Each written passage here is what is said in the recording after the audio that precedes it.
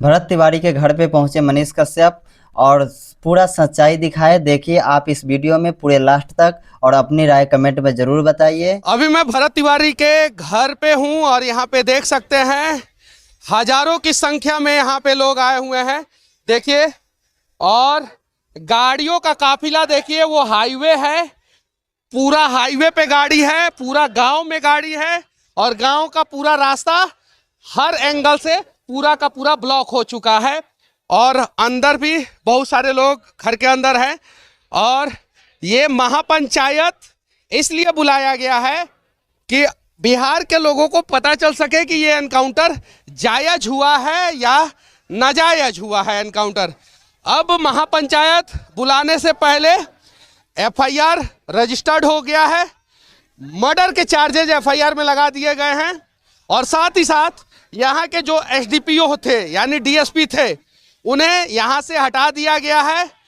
Line हाजिर या यूं कहें तो मुख्यालय अटैच कर दिया गया है। थाना प्रभारी जो थे उन्हें भी यहाँ से हटा दिया गया है। और देखिए ये पूरा हुजूम, पूरा काफिला और जो महापंचायत बुलाया गया है वो यहाँ से 1 किलोमीटर दूर वो जो पेड़ दिखाई दे रहा होगा पीछे, वहाँ पे बुलाया गया है। और ये भरत तिवारी का घर है और घर के सामने आप देख सकते हैं राम नगीना +2 उच्च विद्यालय बिलौटी दिखाई दे रहा होगा। लोगों का कहना है, मानना है कि ये जो बीच में जगह है ये या कहीं भी एक प्रॉपर जगह पे भरत तिवारी के लिए एक स्मारक बनाया जाए और साथ ही साथ परिवार को 1 करोड़ रुपया का आर्थिक सहयोग दिया जाए, एक सरकारी नौकरी दिया जाए और सरकार आश्वस्त करे कि इसके बाद से इस प्रकार का एनकाउंटर कभी भी नहीं होगा। ये देखिए, ये जनसैलाब जो उमड़ा है, शायद से ऐसा जनसैलाब कभी किसी एनकाउंटर के बाद नहीं उमड़ा होगा, कभी नहीं। अब ये एनकाउंटर पे चर्चा क्यों हो रहा है? बहुत सारे लोग बोल रहे हैं कि भाई फलाना जाति का बच्चा का एनकाउंटर हुआ या इसका एनकाउंटर हुआ, उसका एनकाउंटर हुआ, उस समय लोग क्यों नहीं खड़े हुए? पूरे भारत में 1947 के बाद से अभी तक आप सिंगल एनकाउंटर बता दीजिए जिसका एनकाउंटर हुआ हो उसके ऊपर एक भी मुकदमा दर्ज नहीं हो। सिंगल एनकाउंटर आप बता दीजिए 1947 से लेके 2026 तक कि जिसका एनकाउंटर हुआ है उसके ऊपर सिंगल मुकदमा दर्ज नहीं हुआ हो, पहला चीज। दूसरा चीज, आप सिंगल ऐसा केस बता दीजिए जिस केस में जिसका एनकाउंटर हुआ हो वो लाइव वीडियो बना रहा हो और वो अपना हथियार फेंक दिया हो। सिंगल केस बता दीजिए। ऐसा कोई एनकाउंटर नहीं है पूरे भारत में जिसका एनकाउंटर हुआ हो और उसके ऊपर मुकदमे दर्ज नहीं हो या वो अपना एनकाउंटर का वीडियो खुद बना रहा हो और आत्मसमर्पण कर देने के बाद उसे गोली मारी गई हो। इसीलिए इस एनकाउंटर का चर्चा हो रहा है, पहला चीज। दूसरा चीज, भरत तिवारी अपने घर के लिए नहीं लड़ रहे थे। उनका घर का स्थिति ऐसा है कि ना घर के अंदर प्लास्टर है ना घर के बाहर प्लास्टर है। घर पूरा जर्जर स्थिति में है, हालांकि पक्के का घर है। भरत तिवारी लड़ रहे थे, इनके घर से 18 किलोमीटर दूर जवैनिया गांव है जिसमें बाढ़ आया था और सैकड़ों हजारों लोग विस्थापित हो गए थे। उसमें से कुछ लोगों को बिलौटी गांव में जगह दिया गया था और वो भी नदी के किनारे और मेन लैंड से 10 फीट नीचे, यानी बाढ़ में डूबते जवैनिया में, यहां पे तो बारिश में बेचारे डूब जाते।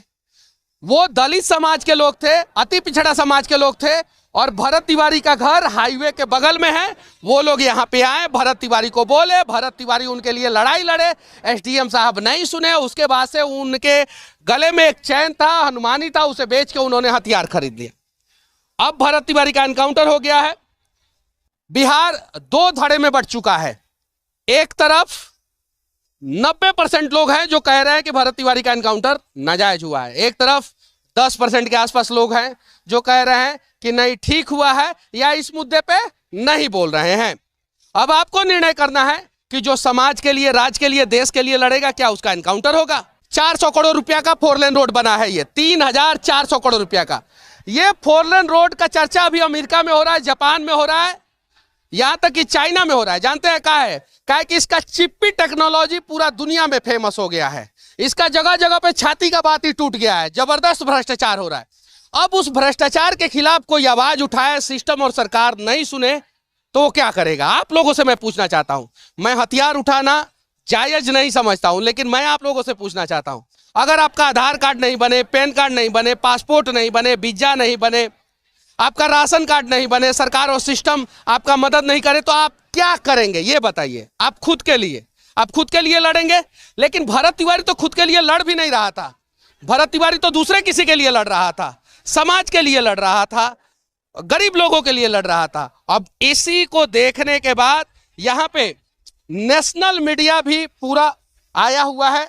आप देख सकते हैं ANI, PTI, ललन टॉप, आज तक, TV9 भारतवर्ष, IANS, सारा नेशनल मीडिया, सारा आप देख सकते हैं यहाँ पे। अब देखिए यहाँ पे भरत तिवारी को इंसाफ दिलाने के लिए यहाँ पे लोग आवाज उठा रहे हैं और सभी लोगों को ये लग रहा है कि शायद इस महापंचायत के बाद भरत तिवारी को इंसाफ मिल जाएगा।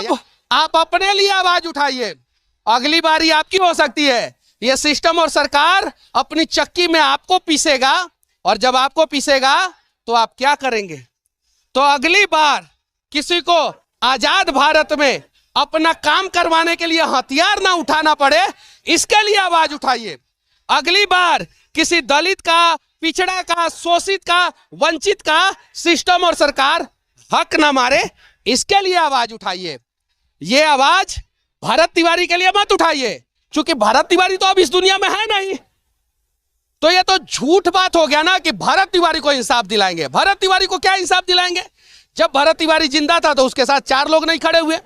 अब आप अपने आप को इंसाफ दिलाइए, आप अपने बच्चों को इंसाफ दिलाइए, आप अपने परिवार वालों को इंसाफ दिलाइए, आप अपने गांव, शहर, समाज के लिए आवाज उठाइए। और यकीन मानिए, इस केस में अगर कुछ ऐतिहासिक हो जाता है तो अगर गांव का भी एगो लड़का BDO CO के पास जाएगा ना, SDM DM के पास जाएगा ना, SP के पास जाएगा ना, फटाक से उसका काम होगा। तो अब आपको अपना काम कराना है या सिस्टम और सरकार की चक्की में पिस जाना है, निर्णय आपको करना है। यहीं पे इस वीडियो को छोड़ के मैं आप लोगों के बीच में जाता हूं। फिर मिलते हैं नेक्स्ट वीडियो में।